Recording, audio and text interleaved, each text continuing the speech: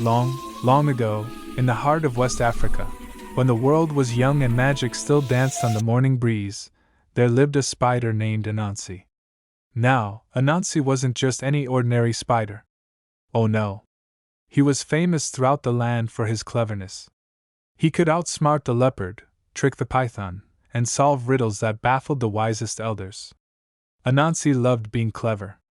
He loved it so much that he began to think he deserved something special, something no other creature had ever possessed. He wanted to own all the wisdom in the entire world.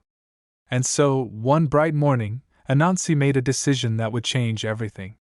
He would climb to the sky and ask Nyame, the great sky god himself, for the greatest gift of all.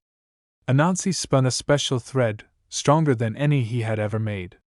He spun it up, past the trees, past the birds, past the clouds themselves, until it reached the golden palace of Nyame in the sky.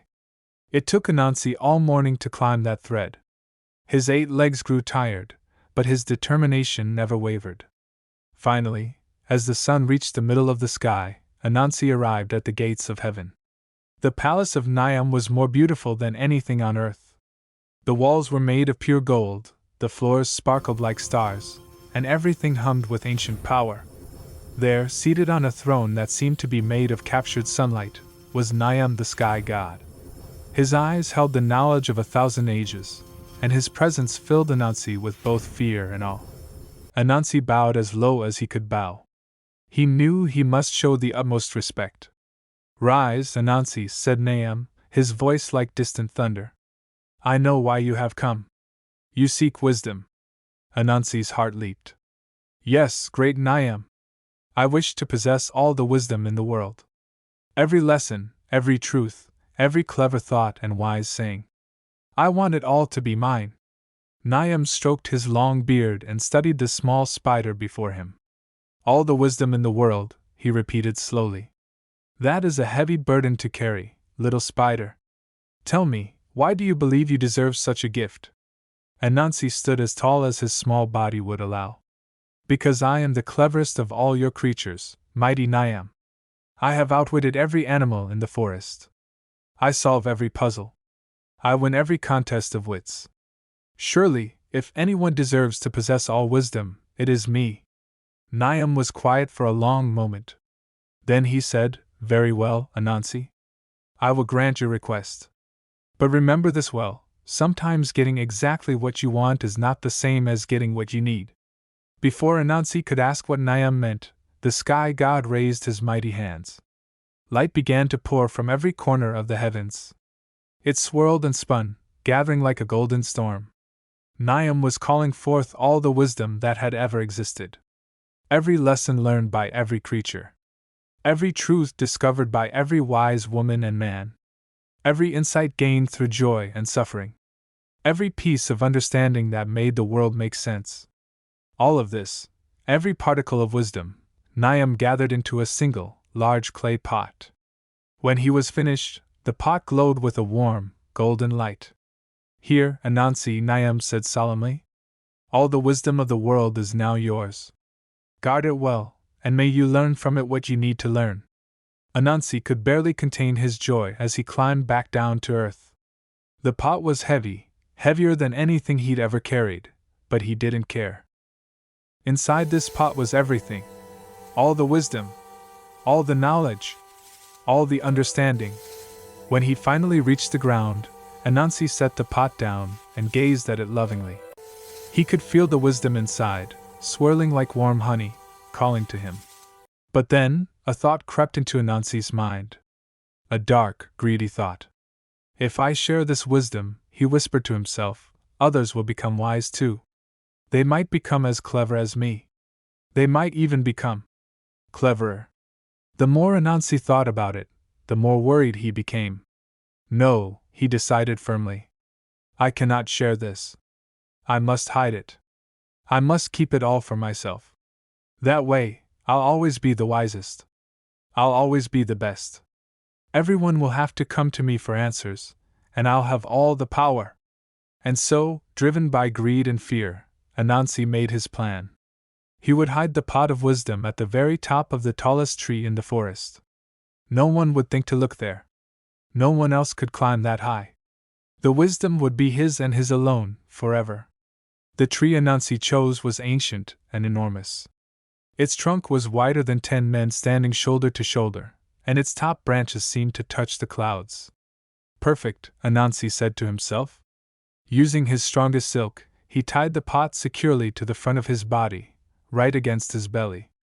Now to climb. But the moment Anansi started climbing, he encountered a problem. The pot, tied to his belly, stuck out in front of him. It bumped against the tree trunk with every step. Ugh!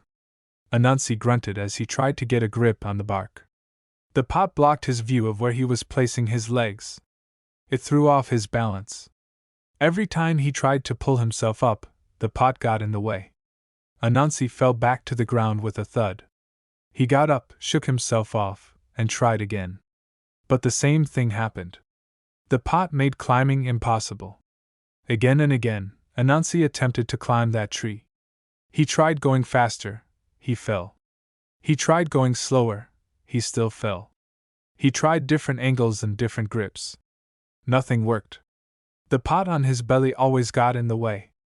As the sun began to sink toward the horizon, Anansi sat at the base of the tree, panting and exhausted. He had been trying for hours, and he hadn't managed to climb more than a few feet before falling. It was then that Anansi's young son, Ntikuma, came scurrying through the grass. The little spider had been watching his father's struggles from a distance. "Father," Ntikuma said quietly, "I've been watching you try to climb. May I say something?" Anansi was tired and frustrated, and he didn't want to be bothered. "What is it, Ntikuma?" he snapped. "Can't you see I'm busy?" Ntikuma hesitated, then spoke. "Father, if you tied the pot to your back instead of your belly, you could see where you're going. You could climb the tree easily." Anansi froze. He stared at his young son. Such a simple solution. Such obvious wisdom. And it had come from a child who had no access to the pot of wisdom at all. Slowly, very slowly, Anansi looked down at the pot tied to his belly. But I have all the wisdom in the world right here," he said, his voice barely a whisper. "All of it. Every bit. So how did you know something that I didn't?" Ntikuma tilted his small head. "I just watched and thought about it, father. That's all." In that moment, like lightning striking his mind, Anansi understood. He understood everything. The pot might contain all the wisdom that had been gathered, but wisdom was still being created. Every day. Every moment. Every time someone faced a problem and thought about a solution. Wisdom couldn't be owned. Wisdom couldn't be hoarded. Wisdom grew and changed and appeared in the most unexpected places, even in the mind of a child. "Nyame tried to warn me," Anansi whispered. "Getting what I wanted wasn't the same as getting what I needed." With trembling legs, Anansi untied the pot from his belly. He carefully tied it to his back instead, just as his son had suggested. And then he began to climb. This time, climbing was easy. Anansi could see every groove in the bark, every place to put his feet. The pot sat comfortably on his back, balanced and secure. Up and up he climbed, past branch after branch, until he reached the very top of the tallest tree. From the highest branch, Anansi could see the entire world spread out below him. The forests, the rivers, the villages, all the creatures going about their lives. Each one with their own thoughts, their own experiences, their own small pieces of wisdom. "Forgive my foolishness, great Nyame," Anansi called out to the sky. "I understand now. Wisdom cannot be hidden. It cannot be owned. It must be free." And with all the strength in his 8 legs, Anansi hurled the pot of wisdom down toward the earth below. The pot fell through the air, spinning and tumbling, the golden light inside it growing brighter and brighter. When it hit the ground, the pot shattered into 1,000 pieces. And wisdom, all the wisdom in the world, burst forth like an explosion of golden light. Wisdom scattered in every direction. North, south, east, and west. It flew on the wind like seeds carried by a storm. It soaked into the earth like rain. It rose into the air like mist. Some wisdom settled into the minds of the young. Some filled the hearts of the old. Some went to the elephants and the eagles, some to the farmers and the fishermen, some to the healers and the teachers and the storytellers. Wisdom spread everywhere, to everyone, to every living thing. When Anansi climbed down from the tree, his son was waiting for him. Together they walked back home through the gathering darkness. And from that day to this, no single creature has possessed all wisdom. Instead, every person, every animal, every living being holds a piece of it. The young have wisdom. The old have wisdom. Even the smallest creatures have wisdom. This is why we must listen to everyone, young and old, big and small, clever and simple. Because you never know who might have exactly the piece of wisdom you need. And Anansi? Well, he learned the greatest wisdom of all. True cleverness isn't about keeping knowledge locked away for yourself. True wisdom is sharing what you know, so that everyone, can grow wiser together. And that is how wisdom came to be scattered across the world, touching every corner of the earth, living in every heart.